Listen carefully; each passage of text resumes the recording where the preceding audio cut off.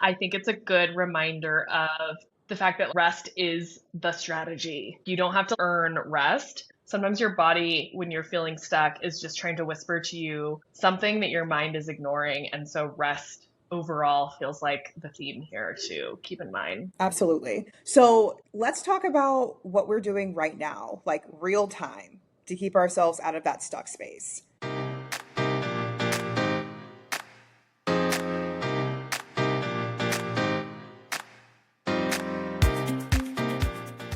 Yeah, welcome back to Sisterhood Tea Party. We are so glad you're here because today's episode, it's one that we needed just as much as you. We are talking about feeling stuck again, and not just the obvious kind, but the quiet stuck, the foggy, unmotivated, the wait, who even am I right now? That kind of stuck. This is actually part two of our most listened to episode ever. So clearly, we're all in this season together. And this time we're going deeper. We're sharing what our own ruts have looked like, what actually helped, and some things we've learned about getting your spark back without blowing up your whole life. But first, let's do a quick top of mind check in. Always. Because half the time, what's top of mind is exactly what's keeping it stuck. So, what's top of mind for you, Jess? Yeah, so top of mind for me is embracing my life this summer. I've made a lot of changes recently with work, and it has me just feeling really optimistic. I just kind of feel like when you're out of alignment, you just kind of notice when you start like dwelling and we're going to talk more about this today, but just like that feeling of just like only focusing on the negative and things like that. And now I'm in a space where I'm just feeling really good about some of these things now, and I feel like a weight is off my chest and I can kind of look into other areas of the future and excitement and stuff. And for me, it's just kind of like a reminder of, like, we've talked about this on the podcast before, but you're just in seasons or you're in your eras. And sometimes you feel like you're not moving forward. And then all of a sudden one day you're like, oh, no, but I am moving forward and like things are bright again. And I don't know, that's just kind of how I'm feeling. And then also maybe it's the sun is out, and it's summertime and all the things. So I'm very excited about summertime. I love it. I love it. And honestly, I know, first of all, summertime, hell yes. Second of all, I love that you are making these shifts because it's going to put you in a place where it's going to elevate your ideal self, your like that girl energy. And I feel like this is a good, you're positioning yourself in a way where you can only go up from here. So I'm excited for you. Thanks, girl. I'm very excited. Yeah, I agree. It's like, and also I think for a while it was a little bit like, oh, if it's not the perfect thing, like like you start looking at the end state and you're like, if it's not that, then it's not there. But actually, this now opens up my brain space to be thinking about all these other things I'm excited about. So I don't know. I know I'm being a little cryptic because I can't always talk about all work things on the podcast, but I'm just very excited and I'm feeling optimistic. But what is top of mind for you? It's the mystery that keeps everybody hooked. So Yes. keep doing it. But for me, so I think I've shared a little bit about this, but I've had some unexpected changes, in my own line of work. But, I'm in a place now where I feel like my next step is going to lead me to a place where I can elevate, be able to grow and be able to be exactly where I want to be. So for right now, I do have a lot more clarity about what's to come. So again, it can be hard, these days where it can be challenging for me and I kind of question, what's going on, where am I going to be led to? But I know in the very end, like I'm going to be in a place where it's all going to work out for the better. I love that. Isn't it so funny that like, when we were younger, at least for me, I'm sure you're the same way, but like we were like, oh, you go to school, then you get the job, and then you climb the ladder at your job and you're set for life. And now I don't know. I just feel like I've already lived 5 different careers and you know what I mean? And like all these things and all the goals changed and like, you're never there at some destination. And so there's always these ebbs and flows of, oh God, what am I doing? Oh God, where's it gonna land? And then like you said, it works out in the end. It's just not always what you exactly envisioned. Exactly. It's so interesting because I wish I could just tell my younger self, like, hey, you're going to be going through some one heck of a roller coaster, but you're going to be okay. It's going to be fine. And when we went to school, it was so different for us versus how it is now. Like things have changed. There's so much going on in the world. Like it's just not the way that it used to be. So I feel like setting that expectation of like, this is how it's going to be, know that have the flexibility to know that you might be in one place or another. Yeah. I also saw something on Instagram today that was like, it was, like just like a graphic. And it said something about like the things that you did 10 years ago set you up for where you are today. And I was like, okay, where was I Where was I 10 years ago? What was I doing? I was like, I was in the thick of grad school.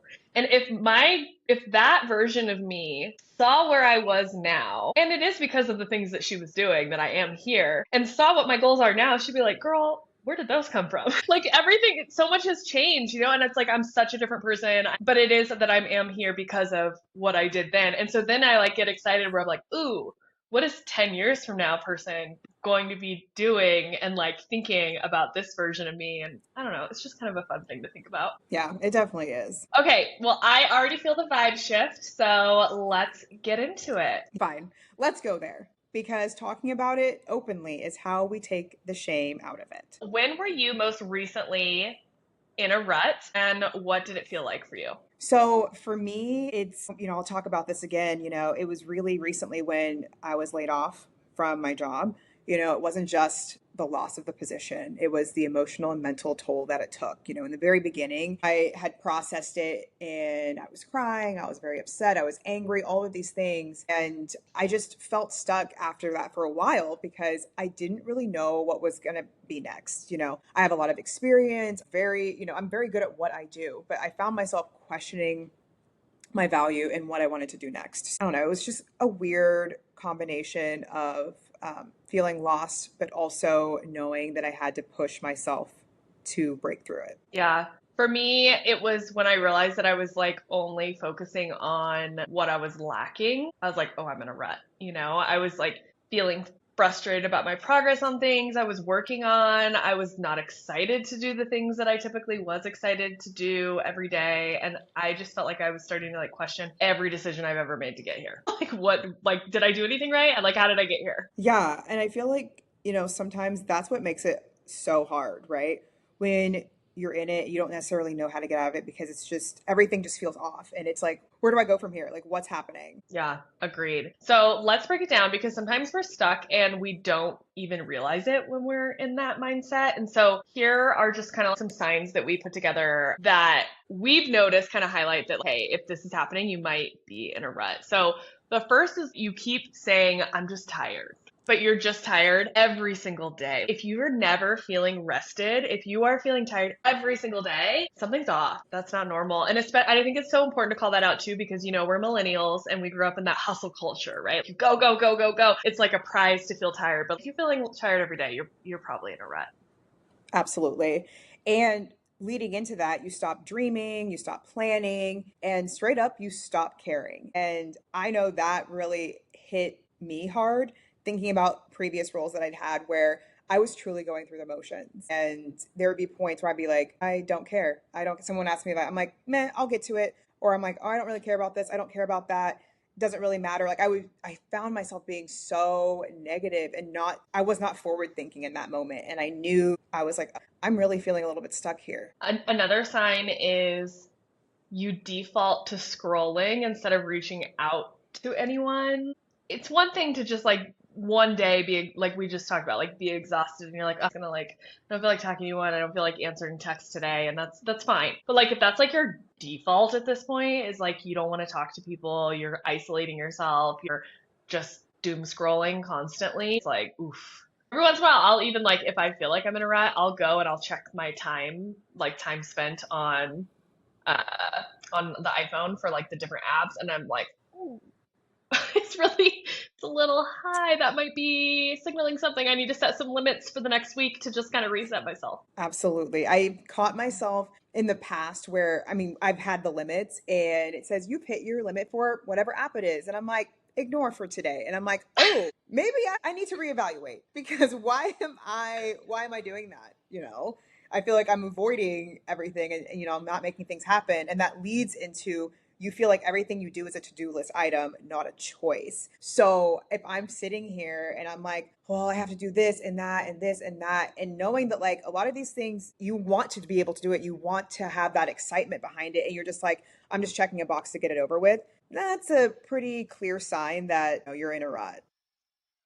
And Yeah, just it's really hard. Yeah. I feel like too the thing about the whole like it's a choice thing too that I think is so interesting is it's not even just like a I'm so grateful for like like there's like the corny version of that of like you should be grateful to wake up every day. It's like no, like literally if you're not excited for one thing that you're doing in the morning or during the day, like that is a sign. Like yeah, you should be grateful for every day, but that comes with like also just doing things that you're excited about. There's like other part of that, but just like if you really truly dread it, I agree. It's like something's off. Yeah, exactly. Or straight up, you're just disengaged. You're there, you're present, but you're not really in it. And that's the sneaky kind of stuck. And that's the stuck that, I mean, admittedly, I've been in as well, where I'm like, yeah, I've shown up, but like, I'm not really all about this. At first, I'm like, I'm just, and I would go, I'm like in this circle of like, oh yeah, I'm tired. Oh, this is this. And like, I wasn't addressing the true fact that like, no, like there's something up here and we need to address it and fix it. Yeah. And so if you're listening right now and you're thinking, wait, that's me, you're not alone. Obviously, we've both been there a lot. And so, yeah. Exactly. So we're going to dive right into the good stuff. So what's actually helped us get unstuck without pretending everything is fine? Yes, we put together these little mini toolkits of like our list of things. So here's mine. So one I think is like radical honesty with myself. Like when we were talking about before, like, oh, what are all the decisions that like led me here? Like, ooh, let's actually unpack that a little bit. What is it? And usually that radical honesty comes with both some positive reflections of like, no, I made some choices that did get me here, even though I'm not feeling good. Like, it's not like I'm a failure, and I think that's an important part of it. And then the other side of that radical honesty, I think, is like, ooh, what am I doing that's keeping me here in this rut? Maybe I'm not taking care of myself. Like, what are those things? And the second part of that to me is figuring out my fears. I have found in moments where I'm in a rut, it's usually I'm afraid to take whatever that next step is. And so to me, it's like really evaluating what am I afraid of? Is it, a financial risk? Is it a failure risk? Is it, a rejection risk? What is it? And I think that's important to unpack. The other thing I think is romanticizing routines. We talked about this a lot. I post about this a lot on TikTok. I love a good routine and I try to romanticize it. I'm like, ooh, Saturday, let's go to yoga, sweet treat, bookshop. Let's like make it a whole vibe. Let's do a skincare that night, like over the top. What can I do to romanticize it? And then the last thing I think is like really telling the messy truth to a friend. It is so healing. We had a little girls group chat Zoom meeting last night that was like We so did. healing for me. I loved it. There have been times where I'm like really in a rut and then like go visit a friend and I'm like, oh, I needed to get it out. Even though we didn't like solve any specific thing, there's just something about that girlhood moment?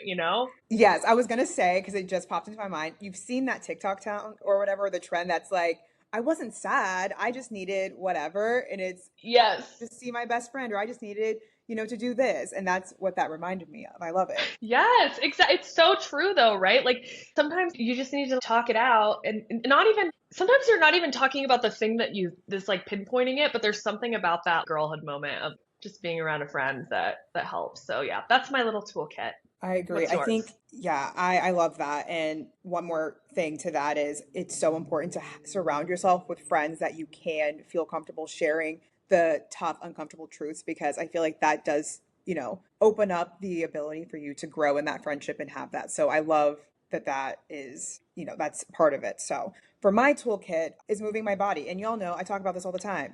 I go on walks, I'm in the gym, I teach spin classes, just ways to get out of just sitting at home and not doing anything. It has done wonders for my mental health and it has definitely helped in getting out of any rut or anything that I've been in. Also, setting small, achievable goals. So, really, the idea of getting unstuck feels overwhelming. We all know this. So, I try to break it down by making things small. So, I take large tasks and make them into bite-sized achievable goals. And that has really helped me, tackle whatever I have going on at the moment. Also, for me, it's important to practice gratitude. So I do remind myself to kind of focus on the things that I'm very grateful for. So as we've talked about, it is easy to kind of get stuck in those negative moments, but, shifting, my focus to the positive, even those smaller things, it can change my perspective and it does make me feel better. And then last is embracing failure. I think this is also important because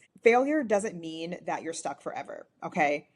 Failure means that you're growing, you're learning, you're changing, all of these different things. So for me, when I'm embracing that mindset, it really helps me get unstuck because I stop looking at failure as like something to fear, and I start using it as a stepping stone to lead me to something better. I love that. It's like it's not failure, but it's lessons. Hmm. And I also try to look at, when I look up to super successful people and things like that, and I think especially for us in our 30s too, right? Like you sometimes you feel like you're like running out of time and oh God, I'm failing because I'm not here yet and stuff. But I'm okay. A lot of really successful people didn't start until their 30s, and this idea that you're running out of time or that like you failed because you're not where you necessarily want to be is a myth, in my opinion. My favorite one I keep seeing lately is like, oh, if you're 33, then you're in season one of Sex and the City. And I'm like, yes, please. You It's my know, favorite. I have still not seen that, It was my you know. favorite. So I have never watched it like end to end, but I used to just like obsess over like reruns of it. And Hmm. I love it so much. I think that's why I feel so called to New York because I've always envisioned that one day that like I'm living in Sex and the City. Yeah, I mean, I'll watch it one day. I just have never felt, led to watch it. So maybe one day I will. One day you will have to. Well, I love your toolkit, and I think it's a good reminder of the fact that rest is the strategy. You don't have to earn rest. Sometimes your body, when you're feeling stuck, is just trying to whisper to you something that your mind is ignoring. And so, rest overall feels like the theme here to keep in mind. Absolutely. So let's talk about what we're doing right now, like real time, to keep ourselves out of that stuck space. So for me, no pressure mornings. And that's real easy when you're unemployed. But it's been really nice. Instead of getting up at 4:30 a.m. for my workouts, I'm now getting up at 7:30. And some of you are like, Ooh. that's still early. And I'm like, yeah, but that's late in like my mind. So I'm getting up and, slowly starting the day and getting up and getting ready and just kind of easing into, starting my routine. So it's been really, really nice to stay out of that, stuck space. It's still keeping a routine, but modifying it in a sense. Okay, wait, what's your morning routine look like? You get up at 7:30. What do you do? Yes, so I get up at 7:30 and I actually now make tea in the morning too. So I do like my tea in the morning and at night. So I do a morning tea and I just like chill, honestly. And I'm like, all right, now I'm ready to like work out. So I usually leave the house around 8-ish, go and work out, come back and then take a shower and then look at my to-do list for the day. And I say to-do list in the sense of because I'm in a state of fun employment is what I'm calling it, in a state of fun and play. I still want to stay organized. I still want to keep a level of a daily routine. And of course, my night routine is the same, with skincare and all of that. But during the day, it looks different, whether I'm applying for jobs or have interviews or whatever that looks like. But I don't want to be in a place where I'm just like, well, I don't know what I'm doing. So I do have some level of Hmm. structure. But then, as we mentioned, some days I'm like, I just need to rest. Like it's exhausting to hunt for jobs, especially when you are in a place where you don't have one right now. So like I said, my routine varies from day to day, but I still keep a level of structure just to keep things going and keep me out of an unstuck place. Yeah. But you have that morning ritual of like your tea, your workout, you're doing something that makes you feel good Mhm. before all that, which I love. I love. Question, are you a coffee drinker at all? Or you So just do on tea? Oh, I do enjoy coffee. Sometimes part of my routine is, I'll still do my tea in the morning. And if I'm planning to drink coffee, then I'll make sure it's like a decaf tea. And then I'll go to the Mm, gym, whatever, and I'll come home, get ready, and then I'll go sit at a coffee shop and grab mm. myself a cute latte or just like a plain coffee, like depending on what my mood is that day, and then do that. So yeah, I do enjoy some coffee for sure. Nice, nice. I ask because I know you're a tea drinker, but tea I is like am. my evening routine. So it's like, I feel like if I drank that in the morning, I would want to go straight to bed. But so I was just curious if you drink coffee because my Which is thing's coffee why, in the mornings. for sure, which is why I do the decaf because Yeah, I know that if I'm going to be drinking coffee, I do not need to be hyped up on caffeine. fair. I love it. I love a no pressure morning. Hmm. Okay, so another way to get unstuck is creative solo dates. So I have made it my mission every weekend that I'm in town. On either Saturday or Sunday, I'm having like solo time. I call it my wellness days where I'm basically having a bunch of stuff for myself. So like usually I'll go to do like so like last weekend for example, I went and did yoga first thing in the morning. And then after yoga, I got myself my little sweet latte and I was, vibing in the car with like the sunroof out, whatever, just vibing. And then I came home and I showered. And then I went and I got my nails done. Love, little pampering session. And then I came home and I ate. And then I went and I got a massage. So I was like, it was like a hey to my husband in between things, when I stopped back at the house. But I was like, gotta go. Like it was my day. And the next day I hung out with him, but that was all my day and I love it. And I think it's so important to have those days where it doesn't always have to be wellness stuff, but you're just doing something for yourself by yourself. It doesn't even have to be an all day thing, but just something, and it can just make you feel good. And if it is wellness, it makes you feel even better, in my opinion. So I try to do something like that every weekend, either on Saturday or Sunday, depending on like what I have going on that weekend. And you mentioned it's more wellness focused, but are you doing also like taking yourself out to lunch or doing like a breakfast date at a coffee shop or something like that, or going to a bookstore or whatever? Yeah, so sometimes I will. So like there's this really cute bookstore near my yoga studio and it's called Books Are Awesome. And so I'll stop in there sometimes and look. I'm trying to save money right now, so I'm trying not to do too much shopping stuff, but I meant to go last weekend and I ran out of time on my solo day, but Bath and Body Works was doing their Mother's Day sale and I was like, I need to get in there. And then I didn't, I ran out of time. So I just need to order online. But yeah, I'll do things like that as well.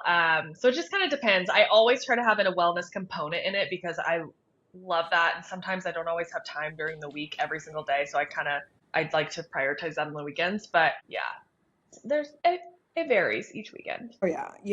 I love a good solo day. I mean, I've talked about my, 1 weekend a month where I have just no obligations. And so I will use those as my solo dates, whether I like, workout, wellness, dinner, lunch, whatever. It's just something like that. So I like that a lot.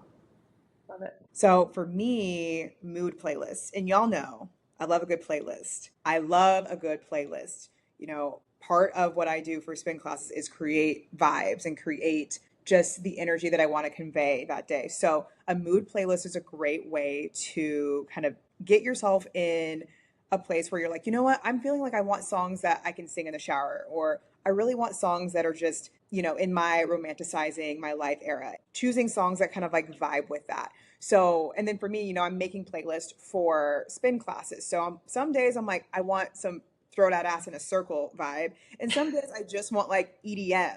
So it just depends, week by week, it varies and everybody loves it. So I think get creative. I was going to also say one of my other friends, she makes monthly playlists based on what she's listening to. So right now she has a May playlist and it's just a dump of all of her songs that she's been loving lately. And it's a great way to kind of like settle in for that month. And then you choose new songs or do whatever you want for the next month, which I thought was pretty cool. I love that. I feel like you should create content about your playlists. I know. That's my hot take. You know what's funny is, so I was scrolling through TikTok as one does, and I saw a creator do something very similar to like sharing what's on her playlist, and I'm like, I literally can do that. Why am I You not should. doing it? You totally should.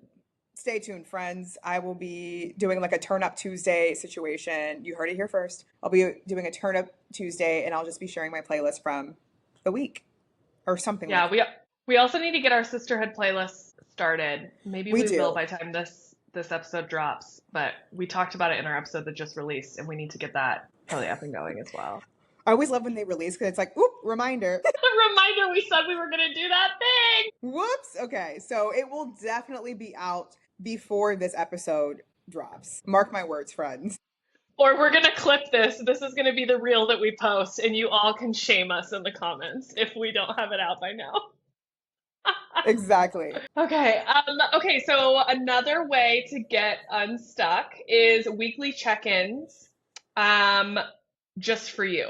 And I like to time block these. I usually try to do this. Honestly, I do them more at the beginning of the week, but depending on where I'm at, if I am in a real rut, then I try to honestly do more of these throughout the week. But it's a time to just reflect on how am I feeling? Some of these check-ins, I'll make them very meditative, where I'm like, no, I need to do some kind of meditative self-reflection and feel what's going on in my body and just give myself that time. And sometimes they're more productive, where I'm like, okay, cool. Let's check in on what goals I'm working on this week. Let's check in on how did I do last week? And, what are the tasks that I need to do to get me to that bigger thing I'm working on. So it kind of varies week to week, but either way, just having that time for yourself, I think is really important for getting out of that feeling of being stuck. Are you keeping track of this anywhere? Are you writing it in a journal? Are you keeping on your laptop? Like, how are you kind of Yeah. assessing week? Like, That's a good question. So I have basically a whiteboard up on my wall, and on it lists my current 3 month goals and my next 3 month goals. And then I have my yearly goals. And so those obviously remain fairly consistent over time. Then I have a section that's this week's goals, and that's when I'm doing goal setting stuff. That's where I write that stuff down. And then I also have some affirmations there. Like I do affirmation cards and I do meditations, but these are like things that I know are kind of my ongoing blockers that I need to mhm. constantly hear that stay consistent. So once I've checked off this week's goals, I don't keep track of them. They're gone. I'm just moving on to the next. I don't really keep track. It's a good point though. I wonder if I should. And then other than that, I have I'm so type A about this. I have a Google Doc that is all the activities and work that I did that got me to my what am I doing by the end of the year goals Hmm. thing. And that ladders up to a 5 year goal plan. And so that's like the stuff I look at every day isn't the big picture. It's like a little bit more tactical. And that's the stuff I'm kind of working through each week. And then when it's time to like, sit down, every 3 months, basically, I sit down with that bigger plan and make sure everything's like still what I want it to be kind of thing. And I won't lie, I'm a month behind right now. We're in May, and right now it still lists my February through April goals, and I need to like reset. But yeah, that's kind of how I do it. So once it's gone, it's gone. And when it's Hmm. more like my feeling stuff I was talking about, like my meditation and stuff, I don't like write that stuff down. That's like I go through Insight Timer, and I'm like, oh, what do I need right now? And I like find the meditation that I need. Okay, that makes sense. That makes sense. So, friends, these are the things that we don't always do perfectly, but they are the breadcrumbs that bring us back to ourselves. So, with that being said, we've been in our feelings, okay? We're now going to end on a lighter note with a quick game of overrated or underrated, Rut Edition. So, y'all know the drill. I'm going to read off a few things and we're just going to talk about whether they're overrated or underrated, okay? Starting with the first one, bubble baths. Jess, overrated or underrated? Overrated, and I feel so strongly about it. Set up, I was like, oh yeah, like I'm like, she's gonna say underrated. I was not ready for that. Okay, please explain.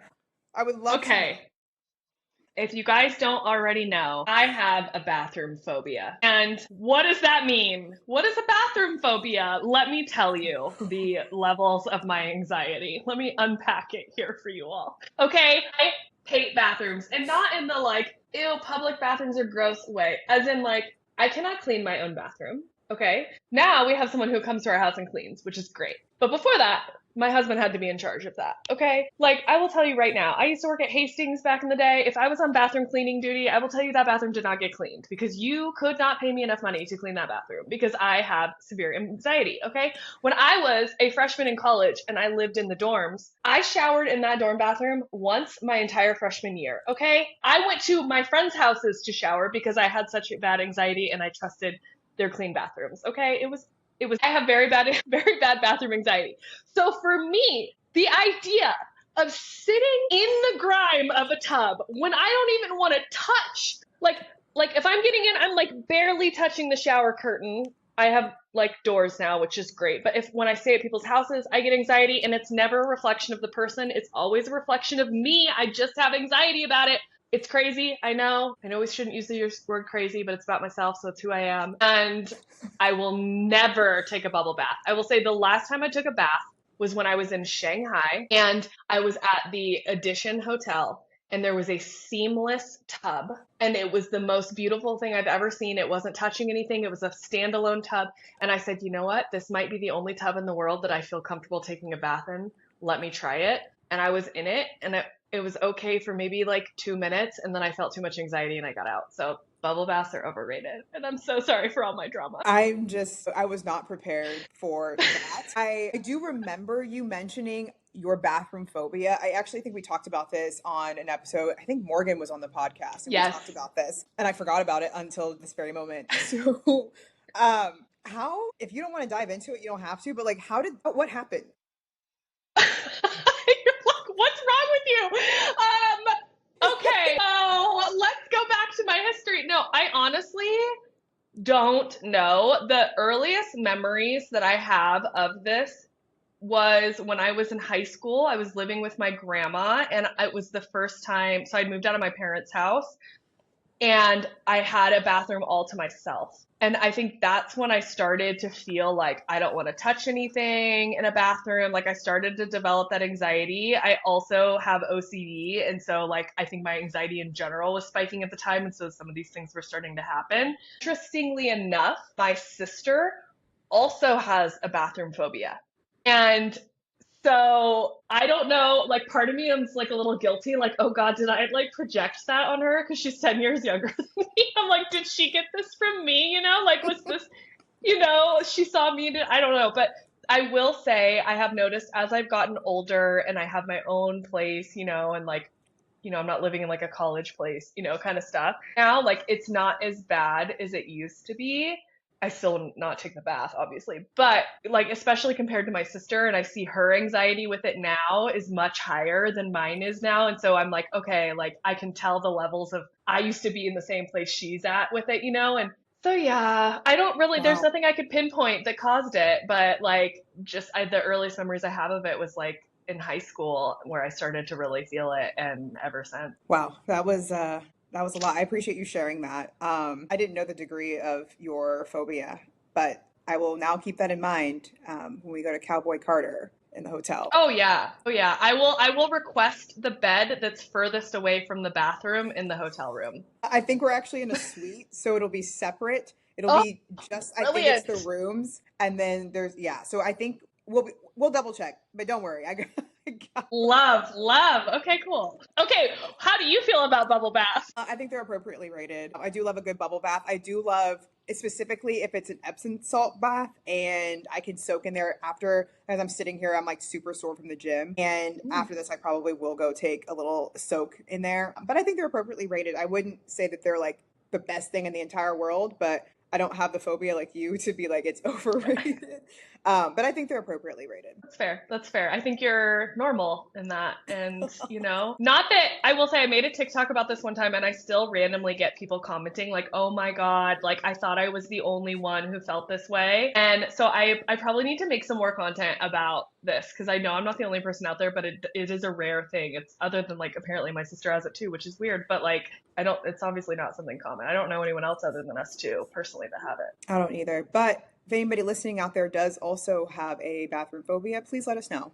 DM us. DMS, let's chat. All right. Journaling, overrated or underrated? It's underrated. We love journaling. It's a good way to express your thoughts, get what you need out. Like I mentioned, I've mentioned this numerous times. I have a 5 minute journal, has been probably one of the best things that I've bought for myself just in my whole journey. And it has been really beneficial to me to just to map out my own goals, what my intentions are, what I see for myself. So yeah, I'm a big, advocate for journaling. What about you? I agree, underrated. I've talked about this before. I don't do it consistently, but like it's a really good way when you are, especially like we just talked about being in a rut, to like, I just need to get like all my thoughts out. It's kind of like we talked about like when you get with your friends and you're like, I just need to get it all out. Sometimes you just need to do that for yourself too, and I think that's great. I was gonna ask you how the 5 minute journal was going, and I will say too, like we posted a clip on TikTok recently and like a reel of the 5 minute journal of you talking about it, and I tried to link to the 5 minute journal because I know it's like sold on TikTok Shop, but we don't have permission to like we don't have enough followers yet to like link that. So we need help, Oh, guys, get our follower game up so we can link to let's the get it five up. minute journal. Dang, that's Yeah. okay. But yes, I would highly recommend looking at the 5 minute journal. It's only, at least on Amazon, it was like $10, something like that when I bought it. So Yeah. it's Love not it. bad. Love it. Okay. Vision boards. Overrated or underrated? Am I taking this one? You can go for it. Okay. I would say that they are underrated. I think they're good. Like I think I've also mentioned this as well. I have a vision board on my phone.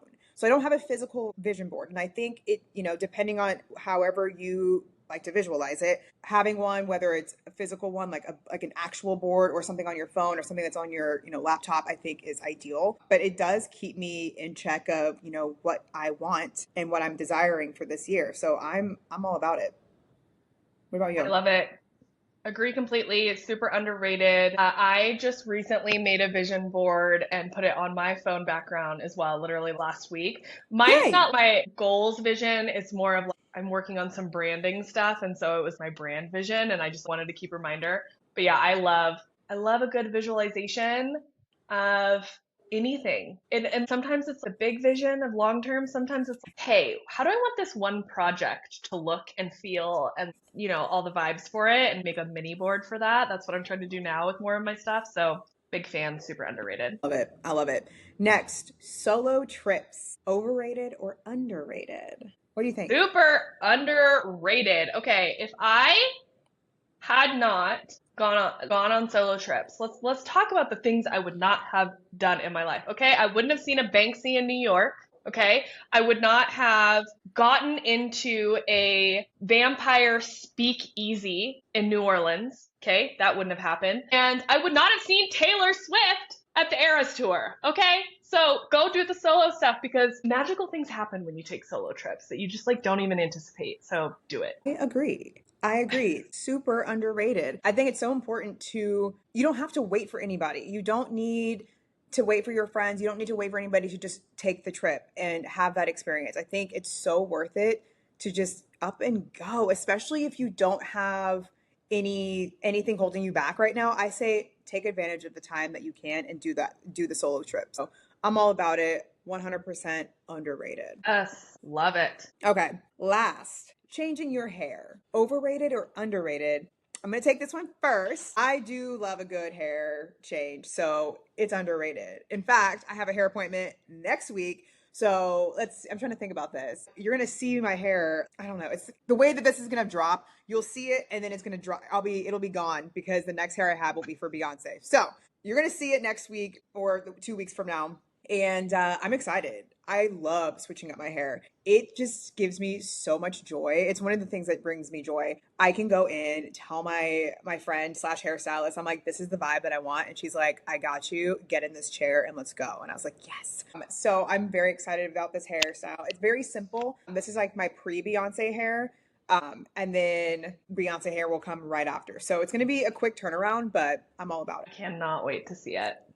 And I could not agree more. Super underrated. Love changing my hair. In fact, I have to often hold myself back because my hairstylist is like, girl, we just got you to blonde. Now you want to go dark again? Or like, girl, you just got dark. You can't just go back to blonde because you're going to fry your hair off. And so it's kind of like a running joke every time I go in there. She's like, okay, what's your plan? And anytime I'm like, I actually just kind of want to stay the same. She's like, oh, thank goodness. So she might be listening to this and she'll be laughing and be like, yeah, you're totally right. But yeah, I love changing my hair. I will say that like as I've gotten older, I don't go as crazy as I used to when I was young. But like most of that is because of maintenance, honestly. Like, do you remember when I had like bright red hair? Yeah, I absolutely do. I miss that every single day. But the maintenance of that is so crazy that I realistically will probably never go back to it unless I literally become a millionaire and can afford to have a stylist at my house every week. You know what I mean? But like,